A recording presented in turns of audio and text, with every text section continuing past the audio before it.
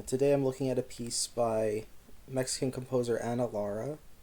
It's a piece for orchestra called Ángeles, llama, hielo, which translates to like Angels of Ice and Fire. Written in 1994. The four movements are not angels of ice and fire, but more like angels of different times of day almost. So we got the uh, Angel of Darkness, movement 1. Angel of Dawn is movement 2. The Angel of Light is movement 3. The Angel of Sunset is the last movement. And this is basically your percussion setup behind the orchestra, and there should be 4 percussionists.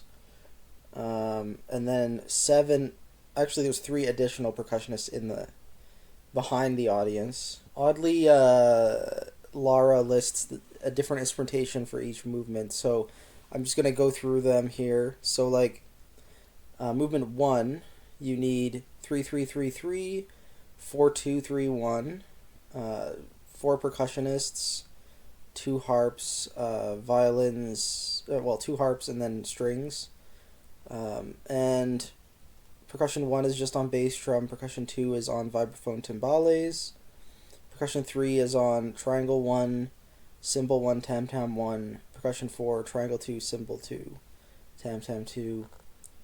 Now, flute 3 is on alto flute, oboe 3 is on English horn, clarinet 3 is on bass clarinet, bassoon 3 is on contra bassoon, and the second trumpet is in B flat, first trumpet's in C for whatever reason. Then movement 2 is 3-3-3-3, 4-3-3-1, and then the percussionists also 4. We got bass drum and tubular bells 1, timbales, cymbal 1, tam-tam 1, triangle 2, 2 harps, strings. Movement 3 is 3-3-3-3, 4-3-3-1, and then percussion 1 is on bass drum and lamina. Let me look up what that is here. I think this is just a hand drum. And then percussion 2 is on the timbales. Percussion 3 is on triangle, cymbal, tam-tam, tubular bells. Percussion 4 is on triangle, cymbal, tam-tam. This one includes celesta, 2 harps, and strings. And the second flute doubles on piccolo here. I forgot to mention that the first flute doubles on piccolo in the second movement. Fourth movement is the biggest one, it looks like. 3-3-3-3, 4-3-3-1, 7 percussionists. So bass drum, hand drum, tubular bells, percussion 1, timbales, wind machine, bass drum. Percussion 3 is snare drum, triangle, cymbal. Percussion 4 is tom-tom, triangle, cymbal. Percussion 5, now remember this is somebody in the audience. They have triangle, cymbal, tam-tam. Percussion 6, also behind the audience. Triangle, cymbal, tam-tam. And then another set of tubular bells behind the audience for percussion 7.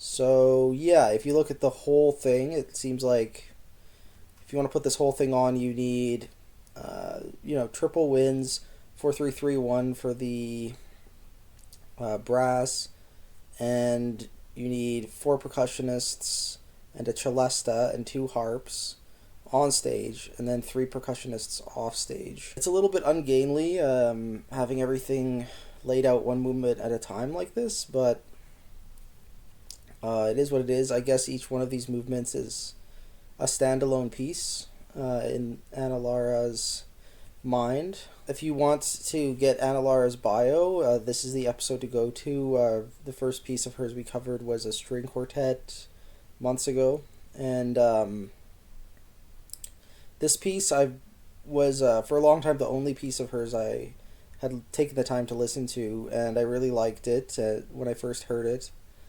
And I thought it was sort of unlike any other piece that I'd heard. Like, it has a sort of accessible, almost tonal sound, but it's pretty sound massy. It also has a lot of like natural harmonics in the strings and like more chordal sounding harmonies. And I think if you were to like copy it, it would be tough to pull off. I think because it's so original. She's already done it. So yeah, that's my thoughts. Hopefully, this is a inspiring piece for you. And if you want to listen along, the recording that I'm using is actually the score video, which is in the video description. So yeah, it's great fun revisiting this, even if it's sort of early on a Sunday morning. Yeah, there's a lot of moments that I completely forgot about, and I forgot how like unique each of the four movements was. There's like yeah, just like the string opening of the third movement, and also the opening of the fourth movement with that ascending line. It's like every movement starts differently, has a different direction. You get the tiniest little bit of like revisiting the first movement at the very end. There's like a little nod to the first movement, and there are definitely like pitch elements that like hold everything together that are like kind of the same across the piece. But yeah, very just fantastic use of like aleatory and sound mass, and while pushing this sort of like stereotypical big orchestra sound that I think just people generally love. And like yeah, this piece really just like strikes a great balance for me, where it's not, to my ears, it's not really like cheesy or corny, but it still gives you some of that like stereotypical big orchestra sound, and it uses the orchestra like the cultural object that it is. And I think that's what's sort of fascinating about it. I still am like very surprised that it's not a well-known work, because I feel like audiences would really latch onto this across North America. Like, this video only has 4,000 views, and this performance was the UNAM Philharmonic Orchestra. If this was composed in America, I think it would be a huge piece. There'd be so many people backing it up. I think just the fact that it's a Mexican composer in the 90s writing something, it just hasn't gained the same kind of traction. But it goes to show there's just so much like good, accessible contemporary music that hardly anyone would know about if they didn't come across a score video or a PDF. There are definitely some barriers to performance, like the three additional percussionists, which you only really need for the very end. But I think Anna provides a reduced version in the program notes, or the performance notes rather. So I think there is a way to do it with two percussionists on stage and two at the back. But